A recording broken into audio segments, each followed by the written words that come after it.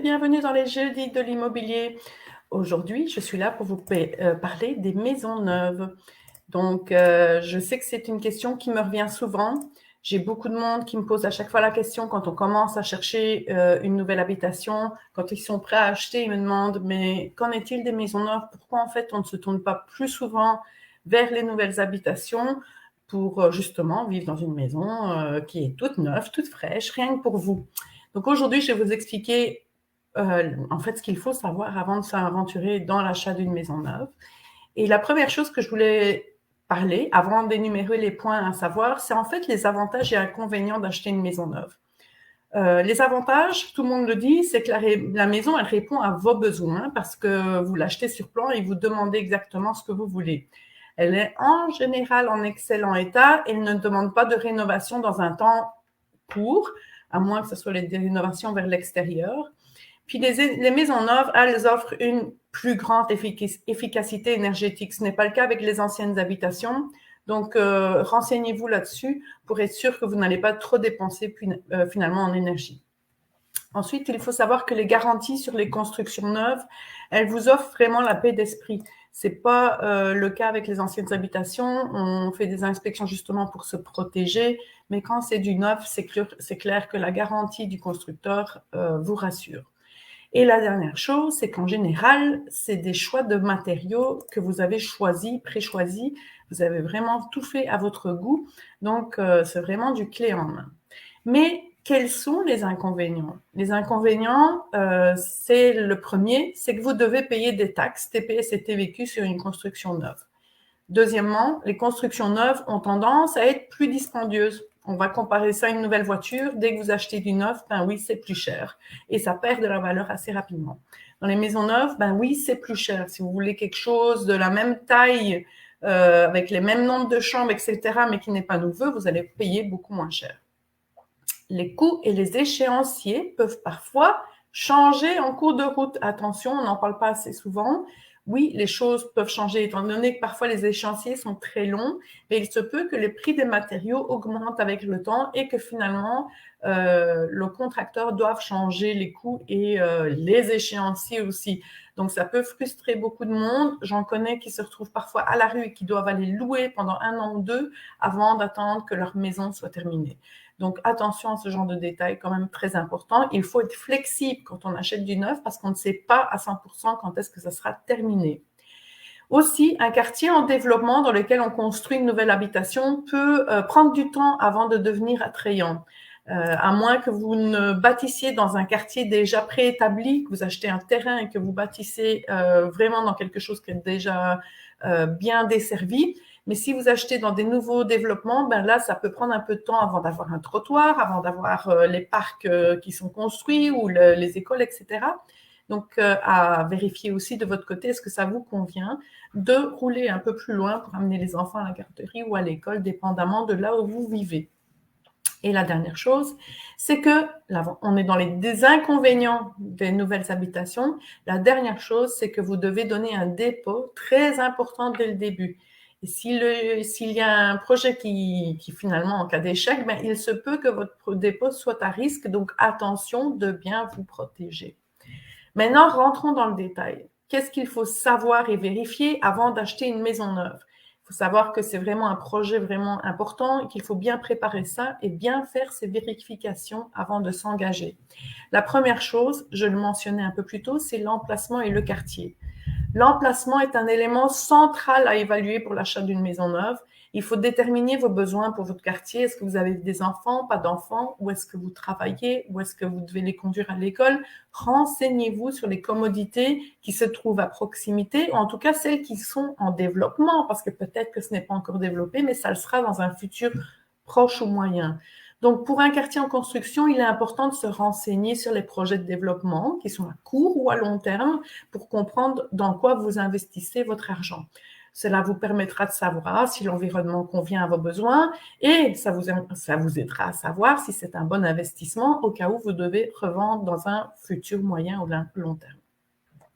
Deuxième chose à vérifier, votre budget et les coûts à anticiper. Prenez le temps de calculer l'ensemble des coûts qui sont liés à l'achat et au maintien d'une construction neuve. Ça inclut le prix d'achat, là on l'a bien compris, la mise de fonds, les mensualités hypothécaires, etc. Mais aussi, il y a des surplus quand on choisit d'autres matériaux. Il y a les taxes dont on a parlé, il y a les frais de notaire, l'impôt foncier, etc. Donc, regardez bien tous ces points-là.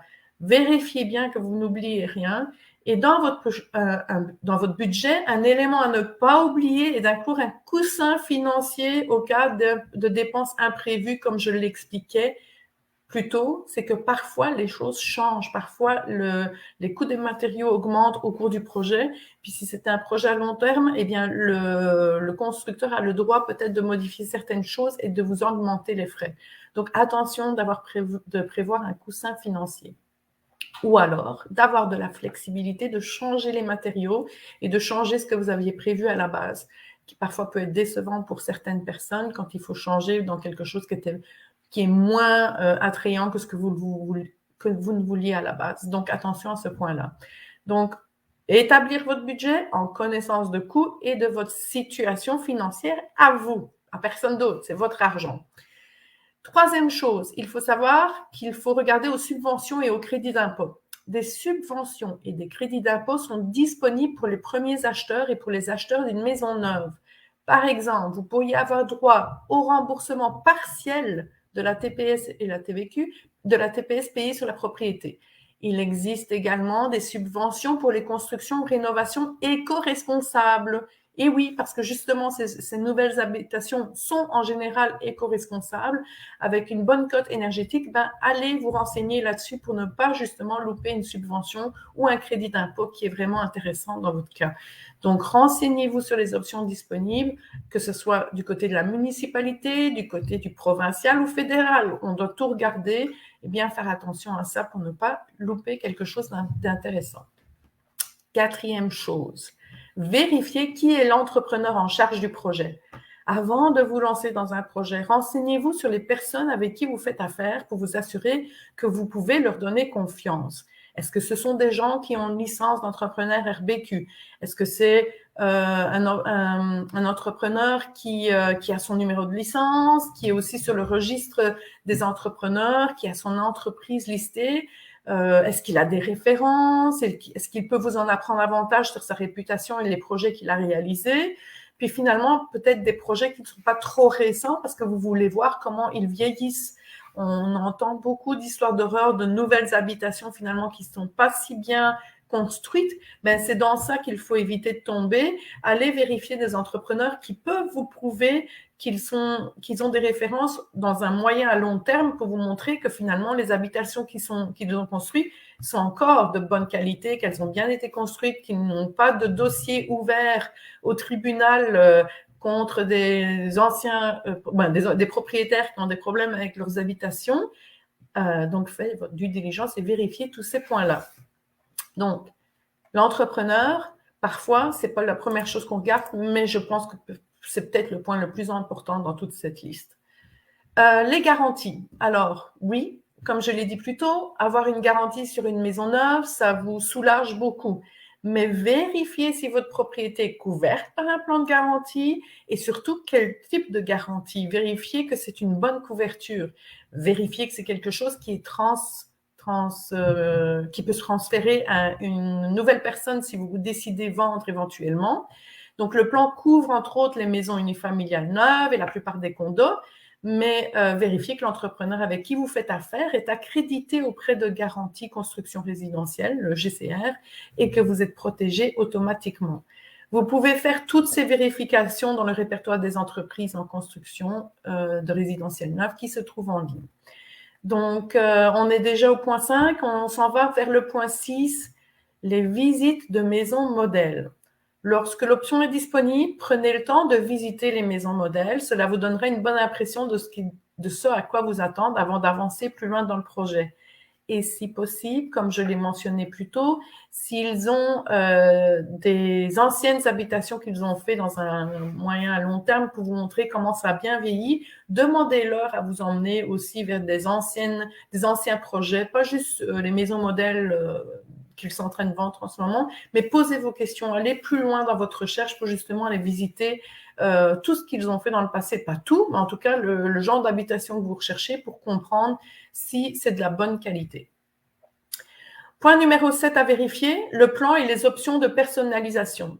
Il faut examiner les plans correctement et les spécifications de la maison neuve qui vont vous permettre de vous assurer que ça répond à vos besoins et surtout à votre style de vie. Si certains points ne vous conviennent pas ou moins, vous pouvez en discuter avec le constructeur. Comme je l'ai dit plus tôt, vous pouvez rajouter un budget pour changer les matériaux choisis, pour faire de la personnalisation de votre intérieur. Mais attention, soyez flexible au cas où les prix augmentent et qu'il faut peut-être modifier ce genre de choses. Et attention de bien vérifier que la réalisation de ce que vous avez personnalisé se fait correctement. N'hésitez pas à vraiment être toujours à l'affût de tout ce qui se passe dans la construction de votre future maison. Et le dernier point à vérifier qui est important, c'est le contrat préliminaire et le contrat de garantie. Pourquoi? Parce que quand on achète une propriété neuve, il faut savoir qu'on signe un contrat préliminaire avec le constructeur. Donc, ce n'est pas comme faire une offre sur une maison qui existe déjà et qui est déjà en vente. On a un contrat préliminaire à signer qui vous donne, n'oubliez pas, important, un droit de dédit de 10 jours, ce qui fait que vous pouvez vous retirer dans les 10 jours si vous changez d'avis. Il s'agit comme une promesse d'achat pour une propriété neuve, en fait. Donc, le document a une valeur légale et ça vous lie à votre entrepreneur pour le projet. Vous devez également signer le contrat de garantie que je vous ai dit de vérifier à l'avance pour être sûr que c'est une bonne garantie. Vérifier la preuve légale que vous êtes couvert auprès de GCR qui peut se trouver en ligne. Et avant de signer tout contrat, assurez-vous d'avoir fait toutes les vérifications nécessaires comme je viens de le faire. C'est pas après avoir signé le contrat qu'on fait toutes ces vérifications-là. Combien de fois j'entends des gens acheter un terrain pour construire du neuf pour se rendre compte qu'en fait, ils ne peuvent pas construire sur ce terrain ce qu'ils avaient en tête.